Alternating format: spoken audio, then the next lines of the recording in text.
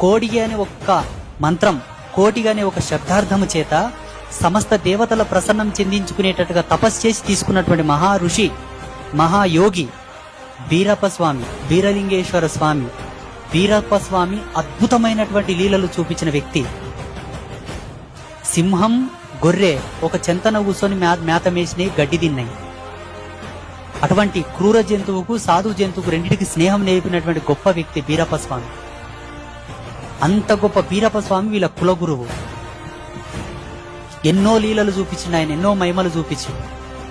పిడికెడు బండారు కొరకు ఆయన భూదేవినే ప్రసన్నం చేపించి మేలుకొల్పిండు. భూదేవిని ప్రత్యక్షం చేసుకొని మాట్లాడిండు.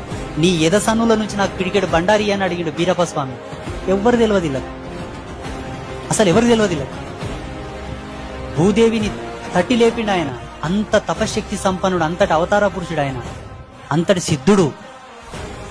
కంబళి భుజమీనేసుకొని తిరుగుతా ఉంటే ఎవరికి ఏ సమస్య వచ్చినా కంబళి తీసిలో ఇదిరిచటాలక సమస్య పరిష్కారం అయిపోతున్నదంట. ఆయన భుజాల మీద ఉండే కంబళి లోపల సిద్ధిని పెట్టుకున్నాడు. ఆయన అష్టసిద్ధులను పెట్టుకున్నాడు. అక్షయ పాత్ర కంబళి, ఎవరొచ్చినా కంబళి వరిసి దాంట్లో అన్నం పెట్టి తినిపించి పంపేవాడంట. ఎంతమంది కన్నా అన్నం పెట్టేవాడంట. ఆ కాలంలోనే